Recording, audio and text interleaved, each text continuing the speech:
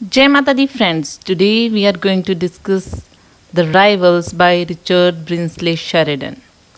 So friends, इसमें हम बात करेंगे it is a play by Richard Brinsley Sheridan the Rivals. Rivals मतलब क्या होता है? द राइवल मीन्स कॉम्पिटिटर, मतलब विरोधी या एक दूसरे से कंपटीशन करने वाले। तो इसमें कौन राइवल्स हैं और किस चीज़ के लिए कंपटीशन हो रहा है, तो इसके बारे में हम बात करेंगे। साथ ही साथ ये जो प्ले है ये 1775 में परफॉर्म किया गया था and published and performed. And the characters are like Captain Jack Absolute and sign Beverley. इसमें जो कैप्टन जैक ऑब्सोल्यूट नाम का एक पर्सन है जिसको आप कह सकते हो हीरो ऑफ दिस प्ले, इसका सेकंड नेम मतलब एंसाइन जो बेवरली, इसमें ये क्या करता है कि अपना नेम चेंज करता है। तो इसका नेम कैप्टन जैक अब्सोल्यूट ही बेवरली है, ठीक है। तो जहाँ पे जैक अब्सोल्यूट की बात होगी वहीं पे समझो कि बेवरली भी वही है, और बेवरली की बात होगी तो जैक अब्सोल्यूट भी वही है।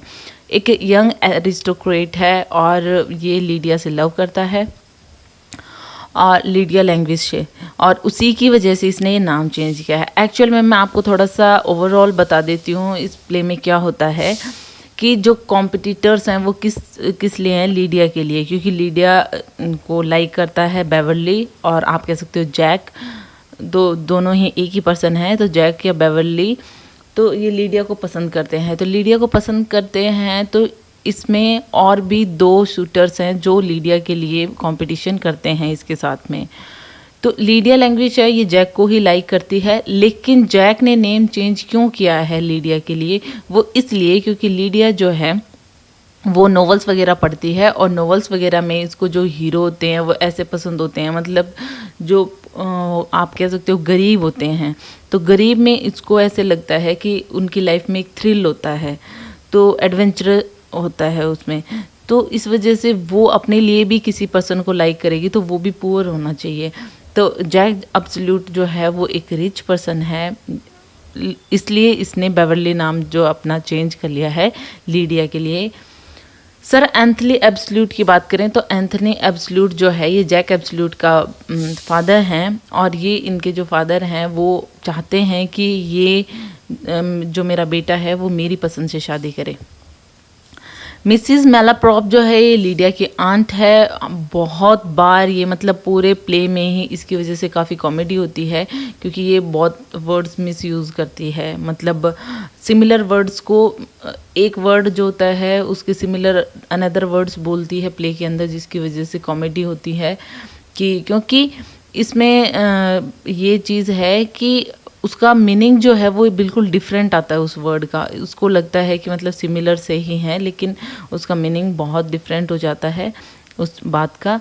और इसी की वजह से यहाँ पे लिटरेचर में एक टर्म भी है मेलाप्रॉपिज्म, उसी की वजह से इसका नाम यहाँ पे मेलाप्रॉप, मतलब ये जो वर्ड्स होते हैं उनको चेंज कर देती है और उससे डिफरेंट मीनिंग निकलता है।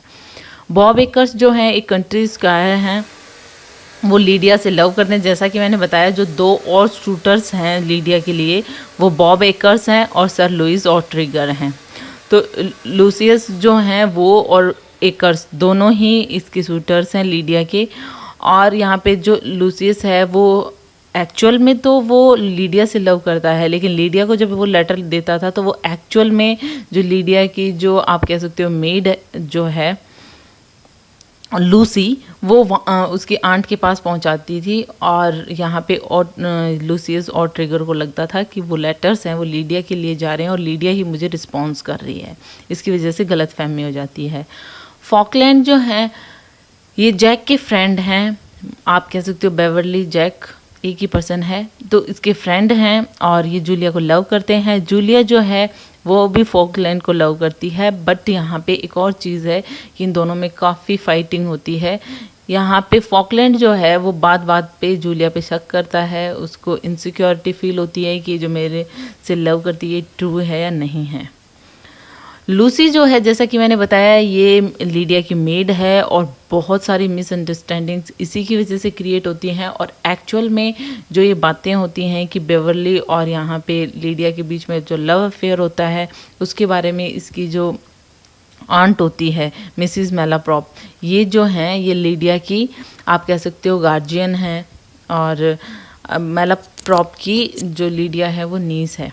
ओके, तो ये सारी बातें मेलाप्रॉप को लूसी ही बताती है सिर्फ अपने फ़ायदे के लिए। लेटर्स वगैरह भी वो इसीलिए एक्सचेंज करती है कि चलो अगर मैं लीडिया को दूंगी और लीडिया अगर लूसियस को लाइक नहीं करेगी तो वो उसको रिस्पॉन्ड नहीं करेगी, और रिस्पॉन्ड नहीं करेगी तो मेरे जो गिफ्ट वगैरह होते हैं, टिप्स वगैरह हैं, वो बंद हो जाएंगी। तो वो अपने फ़ायदे के लिए काफ़ी कुछ इस प्ले में करती है। फैग और डेविड और थॉमस ये तीनों ही सर्वेंट्स हैं। फैग जो है वो कैप्टन एब्सोल्यूट का सर्वेंट है, मतलब कि जैक का, जैक कह सकें या बेवर्ली कह सकते हैं। डेविड जो है वो बॉब का सर्वेंट है, और यहाँ पे जो थॉमस है वो सर एंथनी का सर्वेंट है।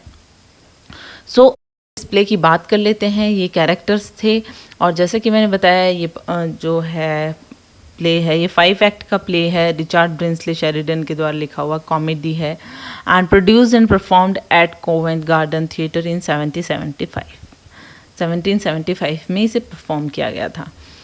ये कॉमेडी ऑफ मैनर्स में लिखा गया है। इसमें सटायर किया हुआ है सेंटिमेंटलिज्म और सोफिस्टिकेटेड प्रिटेंशंस को।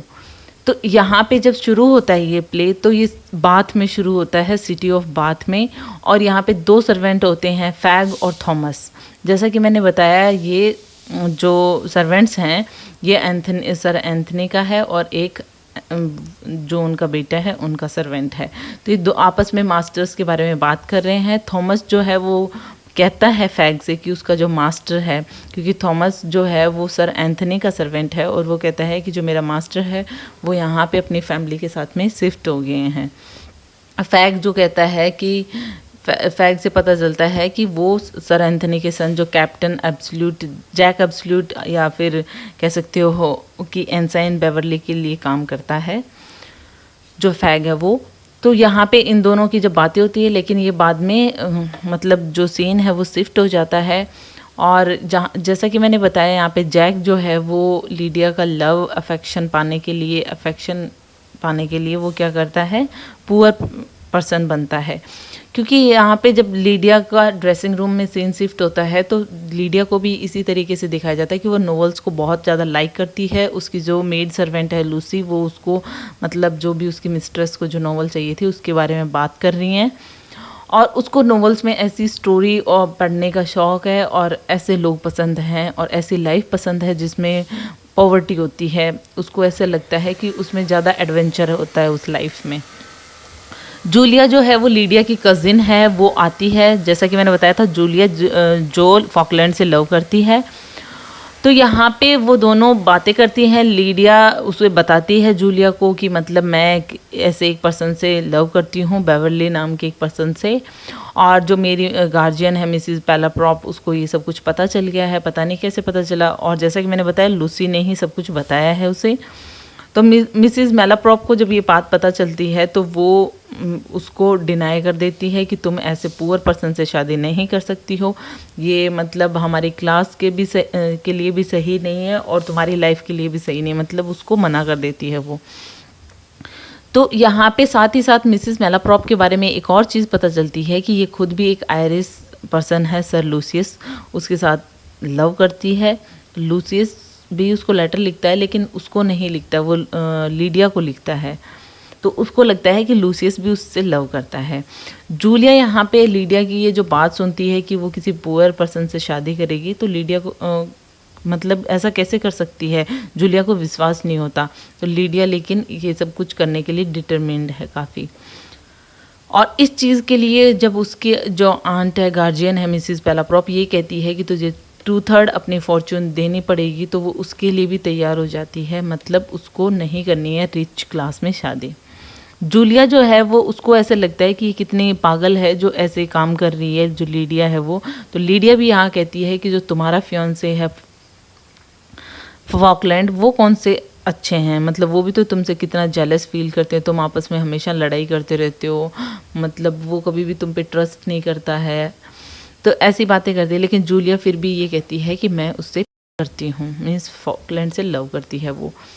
सर एंथनी है वो जब आते हैं, जूलिया जो है वहाँ से चली जाती है और वहाँ पे जो सर एंथनी हैं वो आते हैं मिसिस मेलाप्रॉप के साथ में, और वो बातें करते हैं। जब मेलाप्रॉप और उनमें बातें होती है और ये पता चलता है कि मतलब ये कैसे पर्सन से लव करती है, बेवरली नाम के एक पुअर पर्सन से शादी करना चाहती है ये, तो सर एंथनी कहते हैं कि मतलब ये सब कुछ इसलिए हो रहा है क्योंकि लीडिया काफ़ी एजुकेटेड है और एजुकेशन की वजह से ही वो मतलब ऐसा कुछ कर रही है। इतना मतलब एजुकेशन की वजह से ही सी रिसीव्स जो एजुकेशन उसने को मिली है, make her act to independently, इसी वजह से वो ऐसे एक्ट कर रही है बहुत ज़्यादा इंडिपेंडेंटली। तो यहाँ पे सर एंथनी जो कहते हैं वो कहते हैं कि लीडिया चाहे तो वो मेरे बेटे से शादी कर सकती है, मतलब जैक एब्सोल्यूट से शादी कर सकती है। जैक एब्सोल्यूट जो बेवरली बना हुआ है, उसने बताया भी नहीं है कि वो कैप्टन है, वो उसने बताया है कि वो एक नॉर्मल सोल्जर है आर्मी के अंदर, मतलब गरीब का रिएक्ट पर्सन बना हुआ है उसके सामने, लीडिया के सामने। और यहाँ पे सर एंथनी जो हैं वो मिसिस मेलाप्रॉप को ये भी कहते हैं कि तुम ये अगर तुम्हें ये रिश्ता एक्सेप्ट है तो तुम इस मैच के लिए लीडिया को किसी भी तरीके से कन्विंस करो कि लीडिया को मैं अपने बेटे से शादी करवा सकता हूँ लीडिया की। तो यहाँ पे जो सिचुएशन है वो और कॉम्प्लिकेटेड होती जा रही है, क्योंकि जैसा कि हम जानते हैं कि बेवरली जो है वो रियलिटी में जैक एब्सोल्यूट है और वो सर एंथनी एब्सोल्यूट का बेटा है और वेल्दी भी है, एरिस्टोक्रेटिक भी है जैसे कि लीडिया है। लेकिन जब ये लीडिया को ये बात पता चलेगी तो वो इस बात को पसंद नहीं करेगी। तो यहाँ पे जो जैक है, मतलब आप कह सकते हो बेवरली है, यहाँ पे इस चीज़ को पता चलता है कि उसका फादर उसे कहता है कि मैंने तुम्हारे लिए एक लड़की को सेलेक्ट किया है शादी करने के लिए। तो जैक जो है वो मना कर देता है, क्योंकि वो कहता है कि मतलब मैं किसी से शादी नहीं कर सकता क्योंकि मैं ऑलरेडी किसी को लाइक करता हूँ। तो इसके ऊपर उनमें काफ़ी बहस भी होती है सर एंथनी और उनके बेटे में, और सर एंथनी ये भी कह देते हैं कि मैं तुम्हें एक सिंगल पेनी भी नहीं दूंगा, मतलब मैं तुम्हें अपनी फॉर्चून में से कुछ भी नहीं दूंगा। तो जैक जो है वो ये सब बातें बताता है कि वो ऑलरेडी किसी से लव करता है और वो किसी और से शादी नहीं कर सकता। लेकिन थोड़ी देर कुछ टाइम बाद में ही जैक को ये पता चल जाता है, लूसी और फैग, जो लूसी है उसकी मेड जो है और फैग जो जैक का सर्वेंट है, उनसे ये बात पता चल जाती है कि एक्चुअल में जो सर एंथनी जिसकी बात कर रहे हैं, जो मैरिज अरेंज करने की बात कर रहे हैं, वो लीडिया ही है। तो वो फिर बाद में बहुत ज़्यादा शो करता है कि हाँ मुझे अपने फादर के सामने कि मुझे आपकी बात मंजूर है, जिससे आप शादी करवाना चाहोगे वैसे ही मैं शादी कर लूँगा, चाहे वो कैसी भी हो, सुंदर भी नहीं हो। मतलब वो ऐसा प्रिटेंड कर रहा था कि जैसे उसे पता ही नहीं है कि वो लीडिया है और जिससे वो लव करता है, बस वो अपने फादर को खुश कर रहा था। जब उसे ये पता चला कि उसके फादर भी लीडिया से ही शादी करवाना चाहते हैं उसकी, तो यहाँ पे जैक जो है बाद में लीडिया को ये कह देता है कि सर एंथनी के सामने मैं मतलब ऐसा रिएक्ट करूँगा कि जैसे मैं उनका बेटा हूँ, मतलब के सामने, तो जिससे कि तुम्हारी आंट भी खुश हो जाएंगी, और तुम्हें तो पता ही है कि मैं बेवरली हूँ, मैं तो सिर्फ ऐसा प्रिटेंड करूँगा तुम्हारी आंट के सामने कि मैं उनका सर एंथनी का बेटा हूँ। तो यहाँ पे दूसरी तरफ जैक का जो फ्रेंड है फॉकलैंड, जैसा कि मैंने बताया वो जूलिया से लव करता है और वो बहुत ज़्यादा जेलसी से सफ़र हो रहा है, क्योंकि उन दोनों में जब फाइट हो जाती है और उनमें बात बंद हो जाती है फॉकलैंड और जूलिया के अंदर के बीच, तो यहाँ पे फॉकलैंड जो है वो पूछता है, मतलब उसको काफ़ी वो वरीड है कि जूलिया कैसी है, क्योंकि वो जब से सेपरेट हुए हैं उनमें लड़ाई हुई है, उसको कोई खबर नहीं मिल रही है। तो एब्सोल्यूट जो है, मतलब जैक जो है वो रिवील करता है कि जूलिया बहुत सही है, खुश है। तो वो कह रहा था कि क्योंकि जो मेरा फ्रेंड है जैक, या आप कह सकते हो बेवरली, ये बताता है कि एकर्स नाम का एक फ्रेंड है मेरा, वो उनके नेबरहुड में रहता है और उसने मुझे बताया है कि वो बिल्कुल सही है, परफेक्ट हेल्थ में है और बहुत खुशी से मिलती है सबसे। फॉकलैंड जो है वो और ज़्यादा जेलस हो जाता है कि ऐसा कैसे हो सकता है, मतलब मेरे से लड़ाई करके वो इतनी खुश कैसे हो सकती है, मे बी वो मेरे से लव करती ही नहीं है। तो जॉब एकर्स जो है वो ये भी बताता है सर लूसियस को कि बेवरली नाम का एक पर्सन है वो जो लीडिया को लाइक करता है, उसको कोर्ट कर रहा है। तो यहाँ पे सर लूसियस है वो अभी भी इस गलतफहमी में है कि जो मेरे को लेटर मिल रहे हैं वो लीडिया की तरफ से मिल रहे हैं, लेकिन एक्चुअल में जैसा कि मैंने बताया उसकी जो आंट है मिसिस मेलाप्रॉप, उनकी तरफ से सर लूसियस को लेटर लिखे जा रहे थे जो लूसी लेके आ रही थी।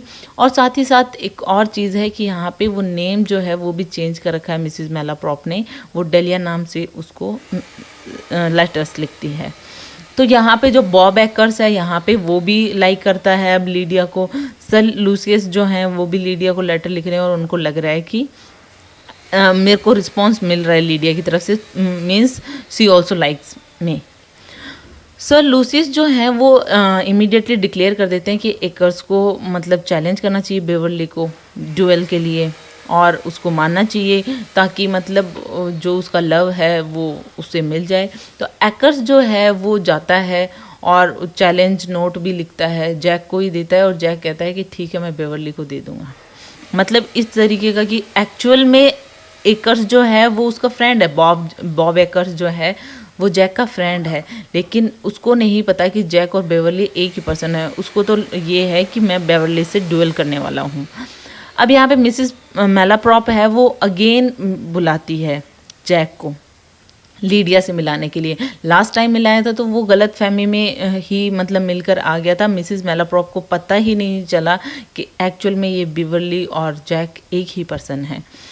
तो इस बार जब वो मिलने के लिए जाता है तब वो इस टाइम पे सर एंथनी भी वहाँ पे होते हैं और वो एक्सपोज कर देते हैं कि मेरा बेटा जैक है और ये मतलब और सब कुछ रिवील हो जाता है कि बेवर्ली नाम से एक्ट कर रहा था अभी तक, क्योंकि लीडिया जो है वो उसको बेवर्ली के नाम से जानती है। वहाँ पे वो उसके जो फादर हैं वो जैक बोल रहे हैं उसे। तो लीडिया जो है वो अब बहुत ज़्यादा मतलब जो उसके रोमांटिक ड्रीम्स थे वो पंक्चर हो गए थे और वो बहुत ज़्यादा दुखी होती है और जैक पे मतलब गुस्सा भी करती है। सर लूसियस जो हैं वो यहाँ पे जो मैरिज है जैक और लीडिया की वो उसको पता चलता है तो यहाँ पे वो भी चैलेंज करते हैं जैक को।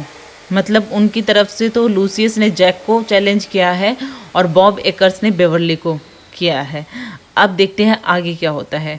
ही मीट्स जैक, वो जैक से मिलता भी है और मतलब उसको ये लगता है कि लीडिया का जो रिजेक्शन है वो तुम्हारी वजह से हुआ है, तुम बीच में आए हो, तुम हमारी शादी नहीं होना चाहते देना चाहते। तो जो जैक तो वैसे ही परेशान होता है पहले से लीडिया की रिजेक्शन की वजह से, क्योंकि वहाँ पे जो लड़ाई होती है जब लीडिया को ये सब कुछ पता चलता है कि एक्चुअल में जो बेवर्ली है वही जैक है, सर एंथनी का बेटा है। तो वो बिना कुछ मतलब जाने कि क्यों रीज़न है, क्या है वजह है, क्यों मेरे से लूसियस लड़ना चाहता है, वो हाँ कर देता है कि ठीक है मैं ड्यूएल के लिए तैयार हूँ। तो वो सब मिलते हैं सेम टाइम, जैसे फिक्स होता है एकर्स वहाँ पे आता है क्योंकि वो भी बेवर्ली से ड्यूएल करने वाला था। तो यहाँ पे दोनों आते हैं, बॉब एकर्स भी आ जाता है और सर लूसियस भी आ जाते हैं और दूसरी तरफ जैक अपने फ्रेंड फॉकलैंड के साथ में वहाँ जाता है ड्यूलिंग ग्राउंड में। अब एकर्स जो है उसको पता चलता है बेवर्ली जो है उसी का फ्रेंड जैक है, एक्चुअल में बेवर्ली और जैक एक ही पर्सन है। तो वो ड्यूएल के लिए मना कर देता है और उससे माफ़ी मांगता है। तो यहाँ पे जैक जो है वो सर लूसियस से क्वाइट विलिंग टू फाइट, उसे लड़ना चाहता है सर लूसियस से। और लेकिन दूसरी तरफ जैसे ही वो ड्यूएल के लिए तैयार होते हैं, डेविड जो है जो उनका एकर्स का जो सर्वेंट है वो जाता है और वो सबको बता देता है, मतलब मिसिस मेलाप्रॉप को, लीडिया को, जूलिया को, सर एंथनी उसके फादर को, कि ऐसे ऐसे ड्यूएल होने वाला है सर लूसियस और जैक के बीच में। तो वो फटाफट वहाँ पे आते हैं, सब लोग इकट्ठे हो जाते हैं। सर लूसियस जो है वो एक्सप्लेन करते हैं कि मतलब किस वजह से मैं तुम्हें चैलेंज कर रहा हूँ, क्योंकि तुम्हारी वजह से लीडिया ने डिनाई किया है।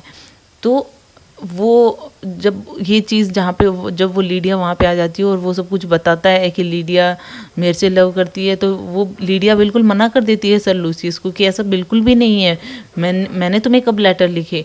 तो वो अपना लव जो है वो जैक के लिए एडमिट करती है। तो मिसिस मेलाप्रॉप है ये बाद में ये चीज़ क्लियर हो जाती है कि एक्चुअल में लूसियस को जो लेटर लिखे जा रहे थे वो मिसिस मेलाप्रॉप लिख रही थी और वो भी वही डेलिया है, डेलिया के नाम से जो लिख रही थी इन लेटर्स। तो सर लूसियस को वो कहते हैं कि मतलब अगर तुम इंटरेस्टेड हो तो तुम मिसिस मेलाप्रॉप से शादी कर सकते हो। तो सर लूसियस ने बिल्कुल मना कर दिया, वो उसको मतलब इतनी एज्ड औरत को उसने रिजेक्ट कर दिया। तो और इधर Mrs Malaprop and he says he forgoes his claim to Lydia, और वो ये भी कह देता है कि मिसिस मेलाप्रॉप से भी मैं शादी नहीं कर रहा, मैं इंटरेस्टेड नहीं हूँ, और साथ ही साथ लीडिया को भी अगर लव करती ही नहीं है और वो लेटर इसने नहीं लिखे हैं तो no problem at all. Sir Anthony जो है वो जूलिया को कहता है कि मतलब तुम्हें फॉकलैंड से शादी कर लेनी चाहिए, मे बी बाद में तुम्हारा टेम्परामेंट और ये जेलसी वगैरह जो भी है वो सही हो जाए, मे बी ये ट्रस्ट करने लग जाए, और ये जो चीज़ें हैं कि बार बार में लव करती है या नहीं मुझसे, ये टेस्ट करना भी बंद कर देगा, तो मतलब सब कुछ इम्प्रूव हो जाएगा मैरिज के बाद में। और यहाँ पे दूसरी तरफ जैसा कि हम जानते हैं कि उनकी भी एंगेजमेंट हो जाती है, वो उन दोनों ने भी हाँ कर दी है एक दूसरे को। लीडिया ने जैक के लिए हाँ कर दी है, पहले नाराज़ थी लेकिन अब हाँ कर दी है, और इधर एट द लास्ट जो बॉब एकर्स है जो जैक का फ्रेंड है वो प्रॉमिस करता है कि वो सारे न्यूली एंगेज्ड कपल्स को पार्टी देगा। सो इस तरीके से इस कॉमेडी प्ले की हैप्पी एंडिंग होती है। Hope you like it, if you like please hit the thumbs up button, please subscribe the channel, put your views and suggestion in comment box. So